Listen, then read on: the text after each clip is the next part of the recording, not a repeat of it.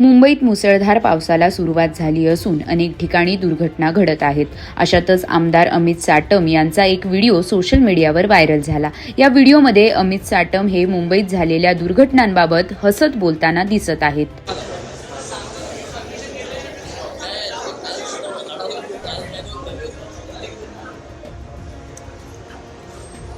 हा video viral झाल्यानंतर अमित साटम यांच्यावर अनेकांनी टीका केली.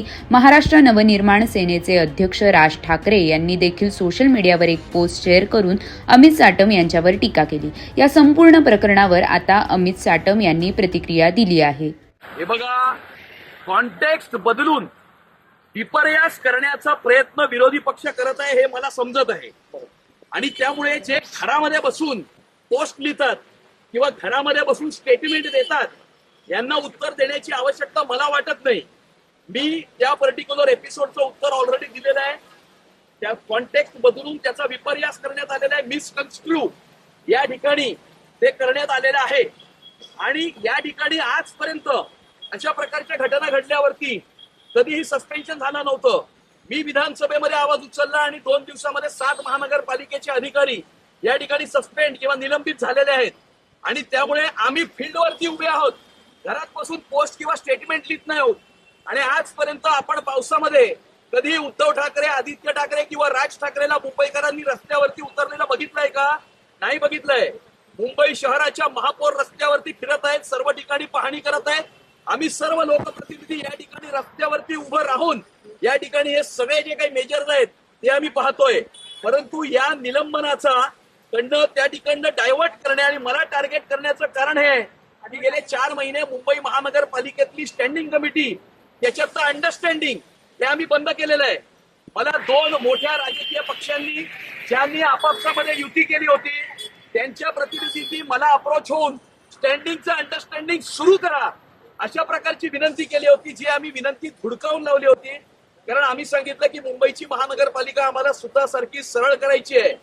आणि त्यामुळे स्टँडिंग कमिटीतलं अंडरस्टँडिंग बंद झाल्यामुळे आणि इतकी 25 वर्ष आपल्याला जो मलिदा त्या ठिकाणी मिळत होता तो मलिदा न मिळाल्यामुळे त्यांचा राग अनावर झालेला आहे, तो मी समजू शकतो. आणि स्टँडिंग कमिटीतला अंडरस्टँडिंग बंद केल्यामुळे त्या ठिकाणी ते मला टार्गेट करत आहेत. परंतु अशा प्रकारच्या टार्गेटिंगला आम्ही जुमानणार नाही. मुंबई शहरांना पारदर्शक प्रशासन देणं, भ्रष्टाचार विरहित प्रशासन देण्यासाठी आम्ही कटिबद्ध आहोत.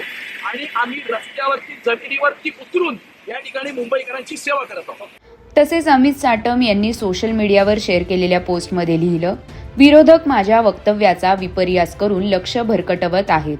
आम्ही घरात बसून पोस्ट लिहित नाही तर रस्त्यावर उतरून काम करतोय. विधानसभेत आवाज उठवून आम्ही 2 दिवसात 7 मनपा अधिकाऱ्यांचे निलंबन करून दाखवले. पावसात कधी उद्धव ठाकरे, आदित्य ठाकरे किंवा राज ठाकरे यांना मुंबईकरांनी रस्त्यावर पाहिले आहे का?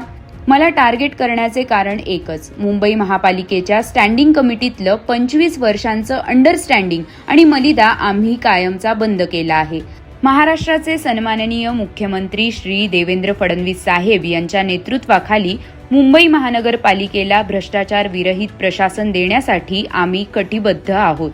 आता देवेंद्र फडणवीस हे अमित साटम यांच्या या व्हायरल व्हिडिओवर काय प्रतिक्रिया देणार याकडे अनेकांचे लक्ष लागले आहे.